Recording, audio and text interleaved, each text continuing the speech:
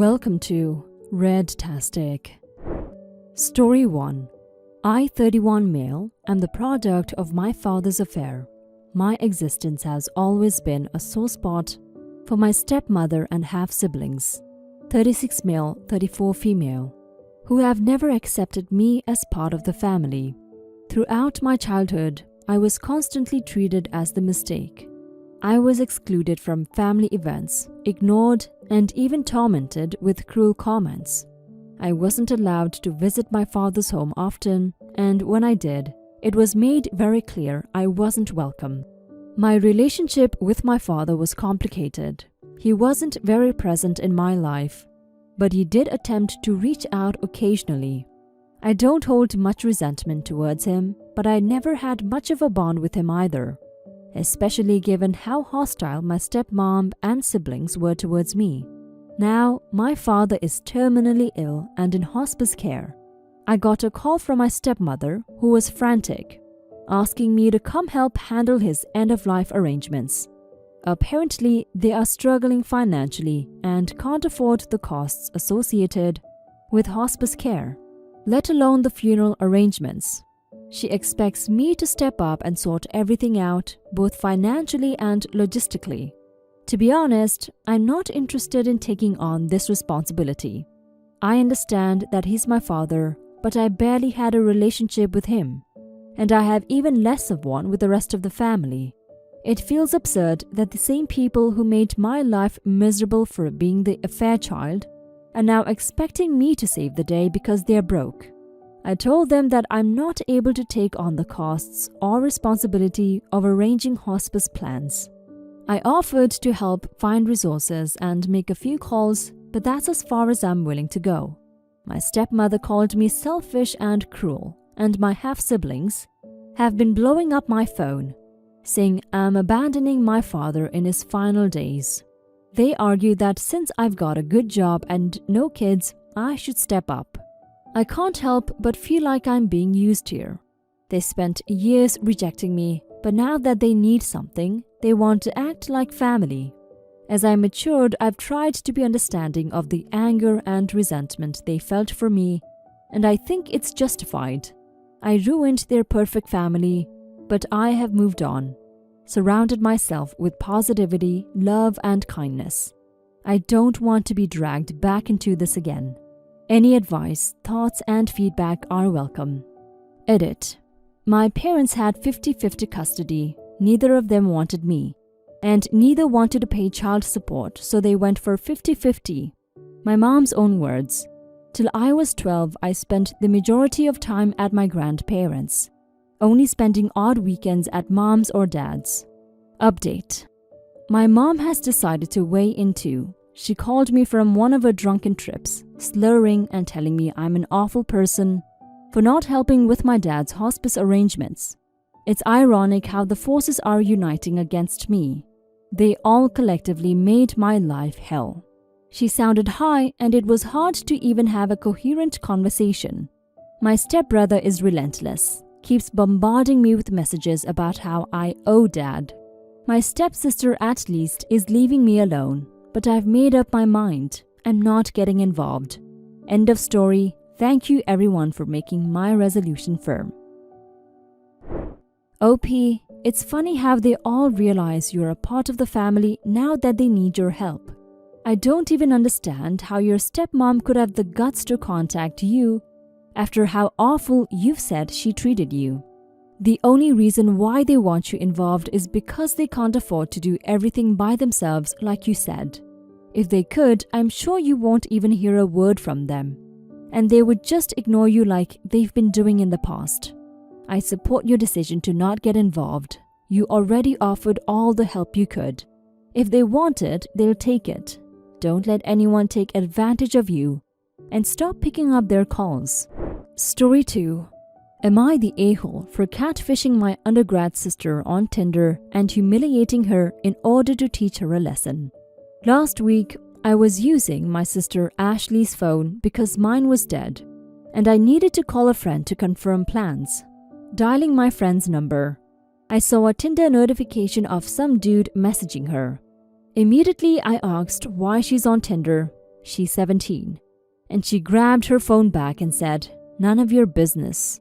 I decided that I wanted to have a little bit of fun with this. I wanted to give her the benefit of the doubt. Maybe she's just swiping for fun. So I didn't want to go straight to ratting her to our parents. To test if she was just using it for fun, I decided I was going to make a Tinder profile of someone else and message her and see if she responds. I asked a good friend from back in college, who happens to be a male model, Kevin, if he would mind if I used his pictures and explained the situation. He thought it would be hilarious and told me to go for it. I created the account, set my age to 22, set my swipe radius to a mile, and quickly found my sister's account. Her age was set to 19. Lie, she's still in high school, so I was definitely more suspicious of her now. I super lied, and less than an hour later, she matched and messaged me. I decided to set up a date to a fancy restaurant downtown for Sunday afternoon and told her we could head to my place afterwards. She was completely receptive and said she would meet me there. She told our parents she was hanging out with one of her track friends and spending the night at her place. After she left, I told our parents everything and showed them all of the messages. They were pissed, and I suggested we all go to the restaurant. My dad and I just went instead and saw her sitting at a table, alone, all dolled up, waiting for Jim. My dad went up to her and said, "Jim's not coming." And she screamed and asked what we were doing there. I told her that there was no Jim and that it was effing stupid of her to be trying to meet grown men on Tinder at her age. My dad hopped onto that and lectured her on lying and meeting strange men on the internet, and being so willing to go back to a stranger's place. We were a bit loud, so people were starting to look at us, and my sister eventually burst into tears and ran out. I told my friends in a group chat the situation, and they all agreed it was hysterical, except 2 of my female friends who said I was an effing dick and cruel to her. My other friends defended me and said she needed to be taught a lesson, wondering who's right and if I went too far. Edit. Yes, when I asked if she wanted to go to my place afterwards, it was heavily implied that she would have had sex with Jim. That's why I went to the extent that I did.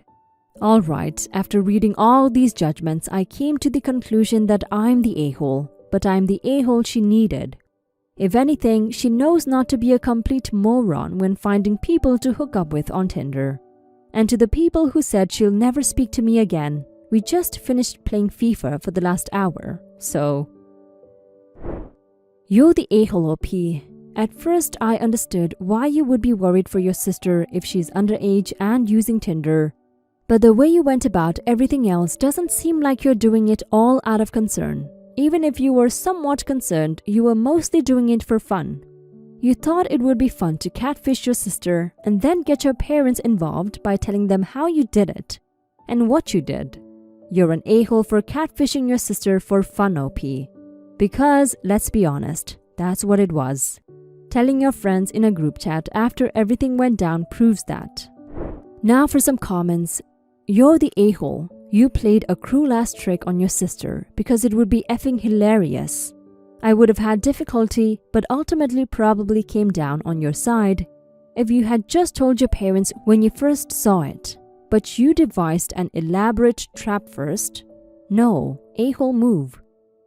You're the a-hole, completely. If you were actually concerned about her, you would have taken the profile to your parents without catfishing her. You did this solely to embarrass and shame her, as evidenced by the fact your friends agreed it was hysterical. You need to look at yourself and your motivations here. You were cruel and spiteful. OP, your attitude has as much to do with everything as your behavior itself. Talking about deciding to have fun with it, sharing it with other people, like the dude the photo came from, and friends in a group chat because it was hilarious. Suggesting a fancy restaurant for the date to make the biggest possible scene. None of it reads like someone acting out of genuine concern. It reads like someone trying to pull the cruelest prank they can. In the right circumstances, with a little more care, I could be convinced that this was a necessary way to teach the lesson and give your sister the benefit of the doubt. There is no doubt from the tone in which the story is told that it isn't what's going on here. You were just being cruel, and so you're the a-hole. Story 3. Am I the a-hole for making sugar-free food for my diabetic coworker? On mobile, so I'm sorry if formatting is weird. Okay, backstory. I recently started a new job at a childcare center as the kitchen manager, making breakfast, lunch, snacks, doing prep, dishes, etc. Basically all the kitchen work. I love to cook and bake anyway, and this is my first time getting to work in a job that allows me to do that. I've been making things like coffee cake and banana bread and muffins at home on my own time, specifically for the staff to munch on throughout the day, because everyone has been really welcoming, and feeding people is how I show affection. Here's the thing. There's a couple staff members with a dietary restriction.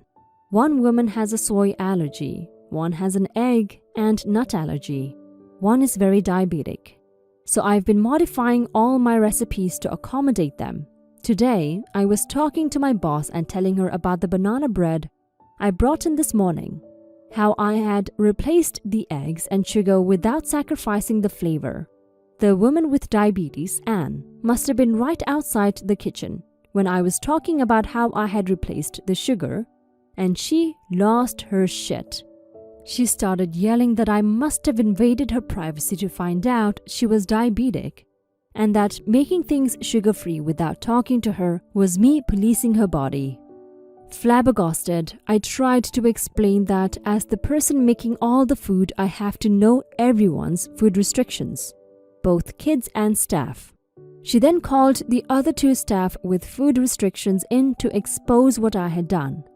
The other two women said they were already aware that I knew about their restrictions and were grateful that I went out of my way to accommodate them. Anne continued ranting about me policing her and said I was shaming her. I hate confrontation, and when I'm being yelled at, I implode or start crying. My boss was standing right there the whole time trying to help me explain to Anne. And when I started crying, she told Anne to stop screaming and take the rest of the day off. Anne left, but she was messaging and texting the rest of the staff about how horrible I had made her feel. Now the staff is divided, about half thinking I did nothing wrong, and the other half thinking I should have talked to her and asked if she wanted me to make things sugar-free, because she's very sensitive about her diabetes being primarily caused by her weight. They also think it's my fault she got sent home, that I was overdramatic and trying to make Anne look bad by crying, and that I'm an ass because being sent home will be a strike in her file. I honestly wasn't trying to be rude or to shame anyone. I just wanted everyone to be able to eat what I made. So Reddit, intentionally or unintentionally, am I the a-hole? Now for some comments. Not the a-hole. In this situation, it makes perfect sense that you've been informed of any staff and children special dietary requirements. You went out of your way to try and do something nice, and she was totally out of order blowing up at you like that. I definitely wouldn't bother trying to accommodate her in the future though, and it's totally her loss if she can't join in on any future treats you make. Hard, not the a-hole. As a relatively recent diagnosed type 2 diabetic, I'm hella chonk, but working successfully on becoming less so. I'd be touched that someone took the time and effort to include me in baked goods, especially because home-baked goods are the best. Being able to have a brownie or a muffin and not have to worry about a sugar spike would be a gift in my opinion. I've been doing some low-sugar, sugar-free baking, and it can take some experimenting to get a good balance. She's just being rude and ungrateful that you've gone to such lengths to make sure that everyone can enjoy your treats. Not the a-hole, but just because she's diabetic doesn't mean she can't eat sugar. I myself am diabetic, type 1 though, and it sounds like this woman might be type 2. And I know a lot of other diabetic people, both types 1 and 2. None of us like it when people try to tell us not to eat sugar.